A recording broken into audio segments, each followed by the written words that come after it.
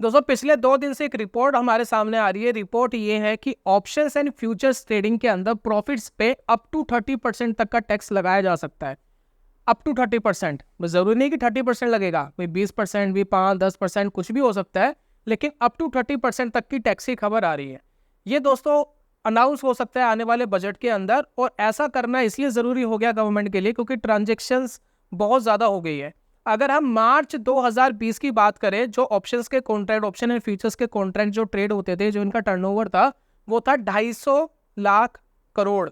और अब दोस्तों पहुंच गया है 4 साल के बाद, यानी मार्च 2024 तक ये फिगर पहुंच गई है 7,000 लाख करोड़ से ज्यादा, यानी 30 गुना ये टर्नओवर बढ़ा है। अगर हम ग्लोबल की बात करें, पूरी दुनिया की बात करें, तो 108 बिलियंस कॉन्ट्रैक्ट ट्रेड होते हैं। लास्ट ईयर में जो ट्रेड हुए 108 बिलियंस, और सिर्फ दलाल स्ट्रीट के अंदर 78% रेशो है। यानी पूरी दुनिया का लगभग एस्टिमेटेड राउंड फिगर में 80% तो सिर्फ दलाल स्ट्रीट ही प्रोड्यूस कर रहा है, और इसके अंदर 35% जो हिस्सा है वो रिटेलर्स का है। तो इतना जबरदस्त इंडिया ने कैप्चर कर लिया है, मतलब इतनी ज्यादा ट्रांजेक्शन्स एंड टर्नओवर्स आ रहे हैं एफ&ओ के अंदर, जिस वजह से गवर्नमेंट थोड़ी सी हैरान है, परेशान है कि कोई डिसास्टर इसके ऊपर ना हो जाए। गवर्नमेंट ने हाल ही में से भी बहुत सारी चीजें कर रहा है, जैसे कि आपने देखा होगा कि कुछ नोटिफिकेशंस आती है। जैसे हम ब्रोकर का अकाउंट ओपन करते हैं तो एक नोटिफिकेशन आती है कि भाई जी 100 में से 90 ट्रेडर नुकसान करते हैं, यानी 10 में से एक ही पैसा कमा रहा है एफ&ओ ट्रेडिंग में, तो थोड़ा संभल के करे, इसके अंदर रिस्क बहुत ज्यादा है। तो ये बहुत सारी चीजें हमें दिखाई देती है, जिसमें गवर्नमेंट इस चीज के ऊपर भी काफी ज्यादा चिंतित है, क्योंकि ये रेगुलेटेड चीज है। तो कोई ऐसा तो नहीं कि इलीगल चीज है, रेगुलेटेड चीज है, तो कोई भी आकर के पैसे लगा रहा है। तो इसमें क्या है, लोगों के फाइनेंशियल के ऊपर भी बड़ा इंपैक्ट आ रहा है। जो लोग नुकसान कर रहे हैं वो एडिक्टिव हो रहे हैं, उनको ऐसा लगता है कि भी 1,000 रुपए लगाएंगे 10,000 बन जाएंगे, 50,000 बन जाएंगे, 1 लाख बन जाएंगे, कभी तो बनेंगे। तो एज ए लॉटरी की तरह ट्रीट कर रहे हैं। तो इसी वजह से गवर्नमेंट भी थोड़ी सी मजबूर होती जा रही है कि भाई इस इनकम को, जो पहले बिजनेस इनकम में कंसीडर किया जाता था, अब बिजनेस की जगह हम इसको स्पेकुलेटिव इनकम में कंसीडर करें, यानी लॉटरी एंड क्रिप्टो करेंसीज जैसी चीजों में कंसीडर करें, और उसके हिसाब से टैक्स लगाया जाए। अप टू 30% की दोस्तों खबर आ रही है। तो अब इसको सोच के चलिए कि अगर ये लग जाता है, देखिए अभी लगा नहीं है, अगर ऐसा हो जाता है तो कितना बड़ा डिसास्टर होगा, जरा सोच के देखिए। पूरी इंडस्ट्री ही पूरी तरीके से कोलैप्स होने की उस पर आ जाएगी। अगर 30% लग गया तो, अगर 5-10% लग गया चलो फिर भी समझ जाएंगे, लेकिन अगर 30% लग गया तो उसके नुकसान क्या क्या है, जरा नुकसान समझने की कोशिश करना। मान लेते हैं कि आप ऑप्शन से 1,000 रुपये आपने कमाए, ठीक है, 1 महीने में। अभी सोच के चलिए, अब 1,000 में से गवर्नमेंट ने सीधा सीधा क्या काट लिया, 300 रुपये काट लिए, बचे कितने, 700 रुपये।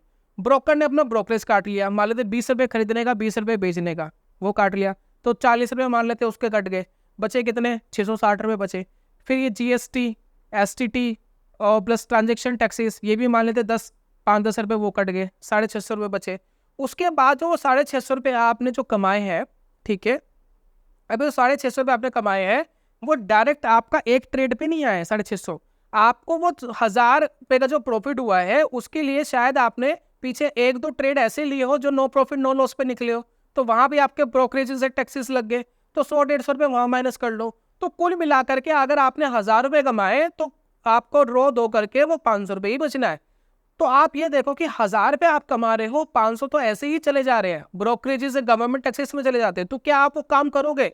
अगर मैं अपनी पर्सनली चीज बोलूं कि अगर मुझे इतना ज्यादा देना पड़ रहा है तो मैं तो नहीं करूंगा, मैं तो बंद कर दूंगा ऑप्शन ट्रेड। तो यहाँ पर दोस्तों प्रॉब्लम ये है कि अगर आप थोड़ा पैसा लेकर के ये कर रहे हो तो ये यहाँ पर प्रॉब्लम है। यहाँ पर देखिए, अगर गवर्नमेंट को एंट्री बैरियर लगाने हैं तो एंट्री बैरियर लगाने के बहुत सारे तरीके हैं। तरीका क्या है? तरीका नंबर 1 जो मेरे को समझ में आता है, मैं सही भी हो सकता हूँ, मैं गलत भी हो सकता हूँ, जितना मेरा दिमाग काम करता है उस हिसाब से। पहली बात, अगर एंट्री बैरियर लगाना है तो नंबर 1 तरीका ये है कि इनकम के हिसाब से आप ऑप्शन ट्रेड अलाउ करो।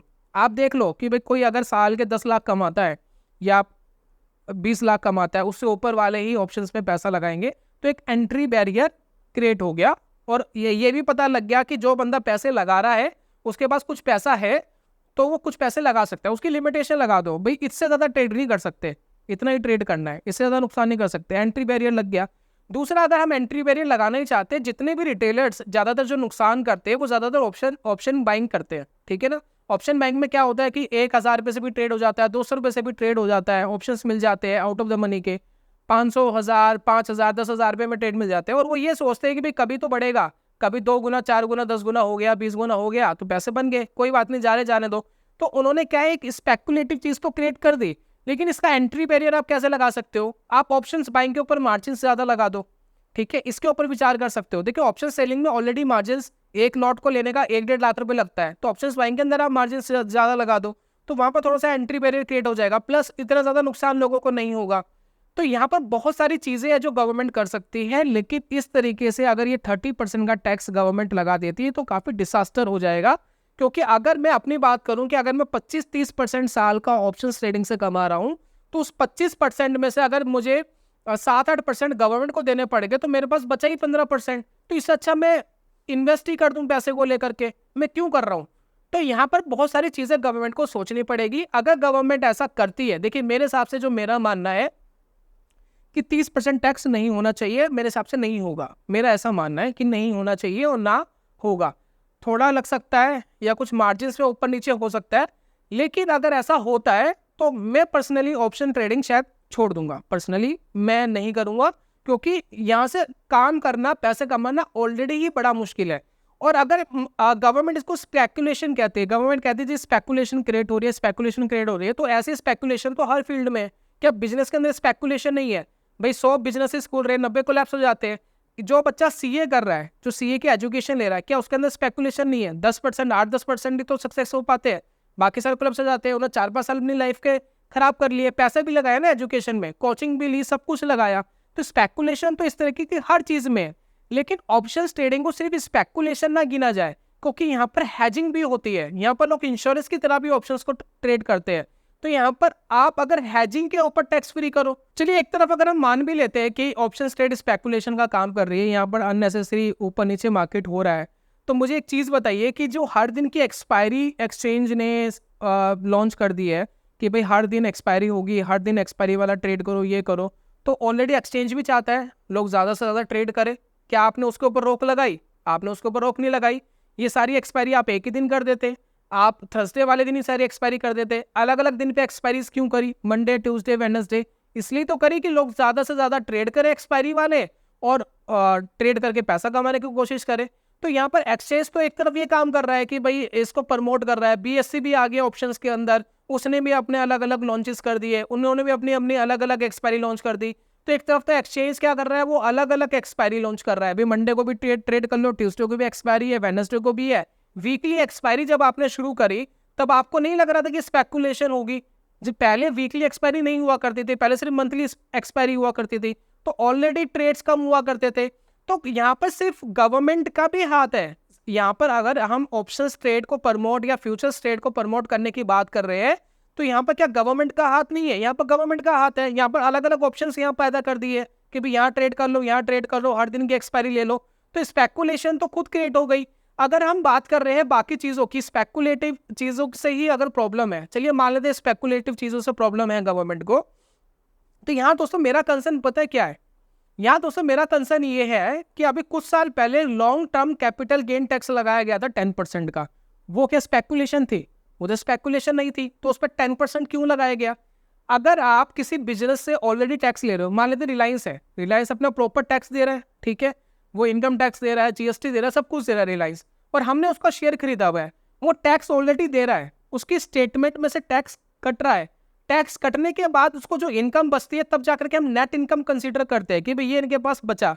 उसके बेसिस पे स्टॉक का प्राइस बढ़ता है, और उसके बेसिस पे जब स्टॉक का प्राइस बढ़ता है, उस पर भी आपने long term capital gain tax लगा दिया 10% का, वो भी देना पड़ेगा। तो अगर वो स्पेकुलेशन नहीं था तो उस पर 10% का टैक्स क्यों लगाया? वो शॉर्ट टर्म पे ही रहने देते। तो यहाँ पर देखिए चीजें जो है वो थोड़ी सी क्या हो रही है, कॉम्प्लिकेटेड हो रही है। कॉम्प्लिकेटेड कैसे हो रही है? अगर आप आपको ये सोचने और समझने की जरूरत है कि अगर आपको रिटेलर्स को नुकसान से बचाना है तो उनके एंट्री बैरियर को रोकना पड़ेगा। उनका एंट्री बैरियर पे बंद करो। जितना ज्यादा एंट्री बैरियर पे आप रोक लगाओगे वो उनके लिए सबसे बेस्ट है। अगर आप 30% पे चले जाओगे तो 30% पे क्या होगा, अगर जिनके लिए एडिक्टिव हो गया है तो वो 30% पे भी काम करेगा, उसको फर्क नहीं पड़ता। क्योंकि जो स्पेकुलेशन कर रहा है वो स्पेकुलेशन इसलिए नहीं कर रहा है कि उसको 20% या 30% साल का कमाना है, वो स्पेकुलेशन कर ही इसलिए रहा है उसको महीने का पैसा डबल करना है। अगर वो महीने का पैसा डबल करने की सोच रहा है, कह रहे दे देंगे 30% गवर्नमेंट को, क्या फर्क पड़ता है। तो यहाँ पर आपको चीजें समझने की जरूरत है कि ये चीजें अगर हो रही है, अगर गवर्नमेंट ये चीज करने जा रही है तो ये बहुत ज़्यादा डिसास्टर हो जाएगा ऑप्शन ट्रेडिंग के लिए। और हैजिंग वालों का तो क्या ही होगा, जो हैजिंग कर रहे हैं उनके लिए तो हैजिंग की 30% ज़्यादा हो गई, किसी को 100% प्रोटेक्शन मिल रही है, 70% प्रोटेक्शन मिलेगी। तो ये चीज़ें दोस्तों हो रही है थोड़ी सी कॉम्प्लिकेटेड। तो मेरी समझ में दोस्तों ये है कि ये काम नहीं होना चाहिए, गवर्नमेंट ना करे तो मेरे हिसाब से बहुत अच्छा है। अगर एंट्री बैरियर लगाए, मार्जिन इंक्रीज कर दे, मैं गवर्नमेंट के पूरी तरीके से साथ हूं कि ये स्टेप बहुत अच्छा है। लेकिन इस तरीके से अप टू 30% टैक्स के बारे में सोचने, फिगर कहाँ से आ रही है 30% की? क्या गवर्नमेंट ने सोचा है 30% के बारे में? ये भी नहीं पता। तो अगर 30% की फिगर आ रही है, कहीं ना कहीं किसी ने सोचा है, तो ये बहुत कॉम्प्लिकेटेड होने वाला है। तो कुल मिलाकर के दोस्तों यही था आज की वीडियो के अंदर कि भाई खबर आ रही है, हो सकता है कि आने वाले बजट के अंदर अनाउंस हो जाए। और अगर ये अनाउंस हो जाता है, ये बहुत ज़्यादा डिसास्टर हो जाएगा, क्योंकि चीज़ें बहुत कॉम्प्लिकेटेड हो जाएगी। तो ये तो दोस्तों आज की वीडियो में। मिलूंगा दोस्तों नेक्स्ट वीडियो में, तब तक के लिए goodbye, god bless you, bye bye दोस्तों।